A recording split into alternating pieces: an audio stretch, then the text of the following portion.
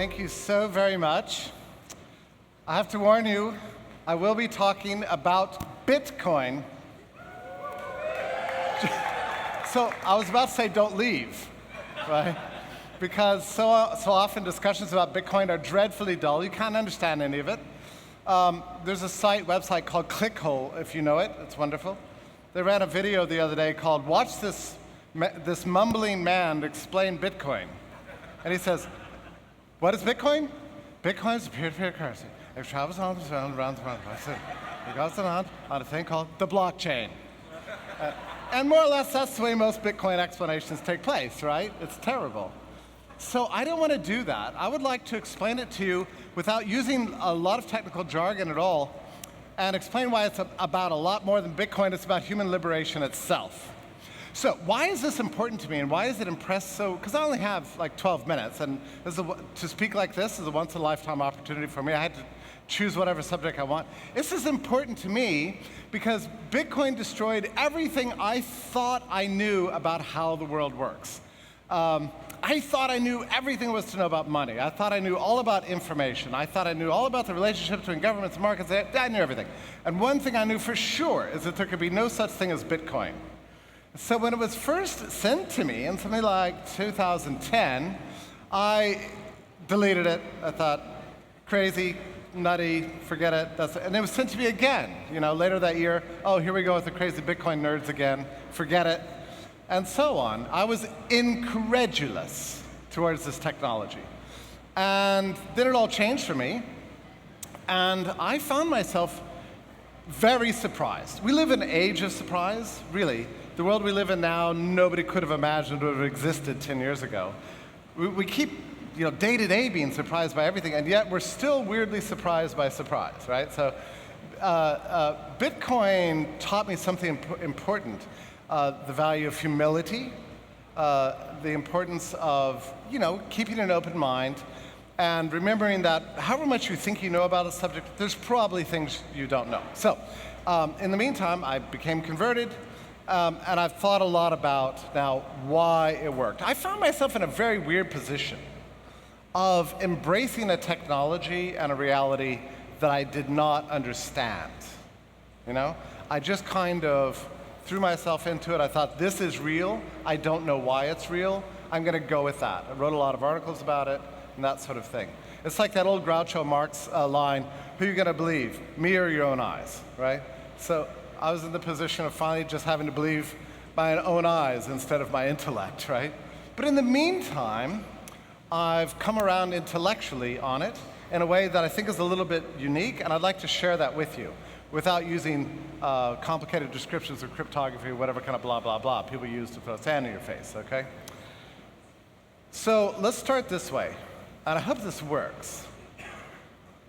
When you were a kid and you were at a birthday party, did you ever play a game called the broken telephone? Sometimes called rumors, sometimes called the Chinese whispers. No, we don't call it that, no.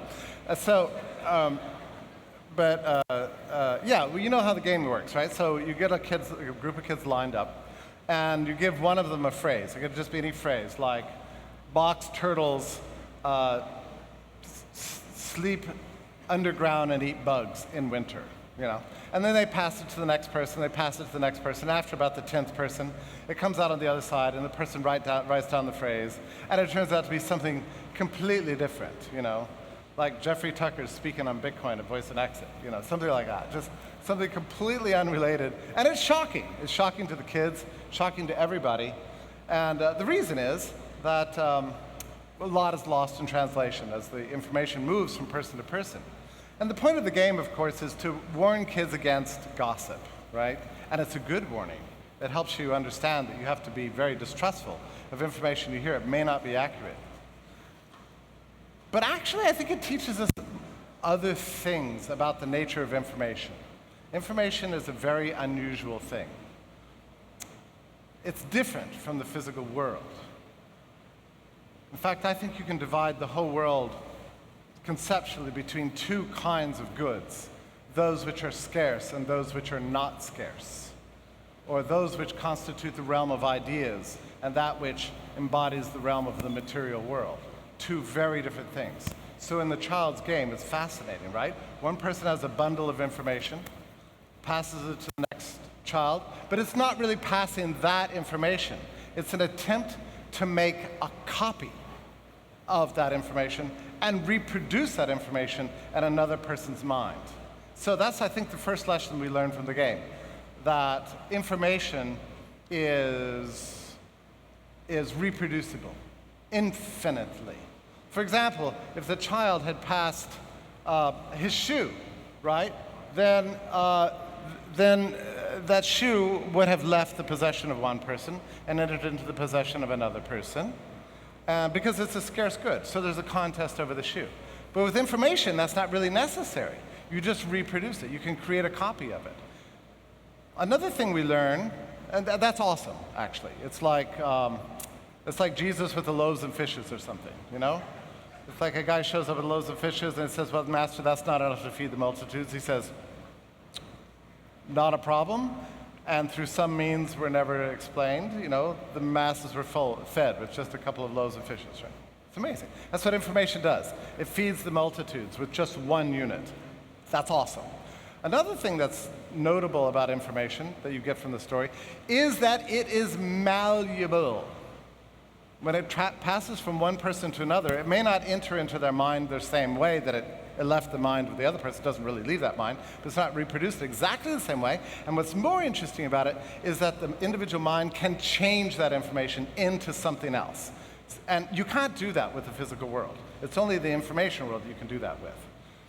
A third thing that's interesting about it is that once you pass on information to 3 people, 30 people, 300 people, 3 billion people, there becomes no central point of failure for the death of this information.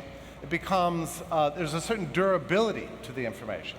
So you can keep trying to kill off the people that have it, but it keeps perpetuating itself. You know, it's like a hydra. Anytime you put anything in the information world, it becomes that. So, what does this mean for our times?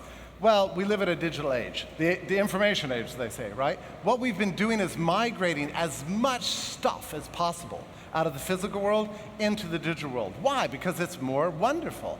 Because once you digitize anything, it becomes infinitely reproducible, endlessly malleable, so you can keep trying new iterations of the same thing and getting better and better and better at it. And there's no point of failure, so that information just keeps hurling itself onward into the future without any depreciation or devaluation. I mean, that's epic. I mean, you're leaving really the realm of scarcity, entering into the realm of non-scarcity. And that's essentially why we've been experiencing, I believe, so much economic growth around the world, and why the world keeps getting to be a better and better place, because of this great migration out of the constraints of the physical world into the digital world. Part 1. Now part 2.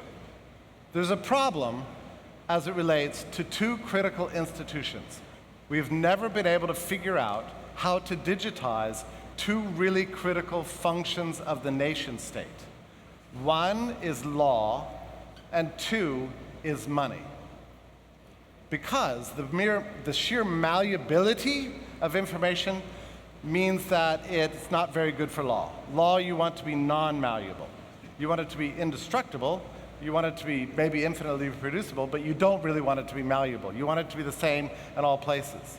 So in order for law to be digitized, we have to come up with a system that creates non-malleable, commodified information units. In the realm of money, that's where it gets really strange. For about the last 25 years or 30 years, people have been trying to come up with a digital money. It's really important for digital commerce.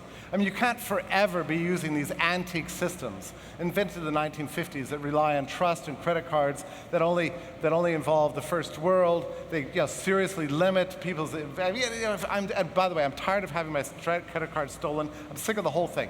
The whole industry is a disaster. We need something that's really digital. We needed digital money, but nobody could figure out how to do it because nobody had solved the problem of reproducibility.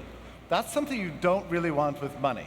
You don't want the ability to infinitely reproduce it because that reduces its value and reduces its functionality. And By the way, this is one of the big problems with central banking, right?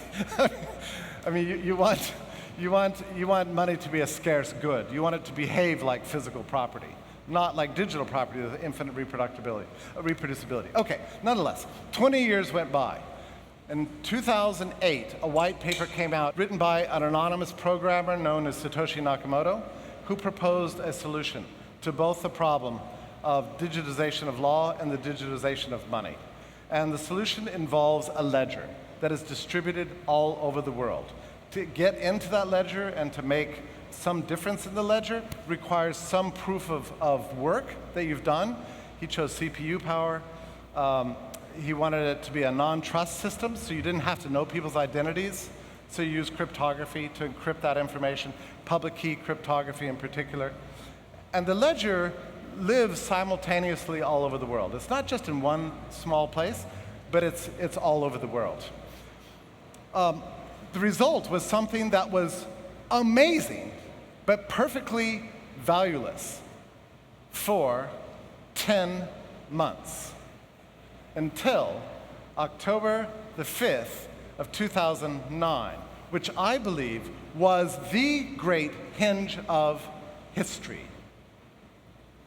That's when everything changed, and hardly anybody noticed. In fact, only about 100 people noticed.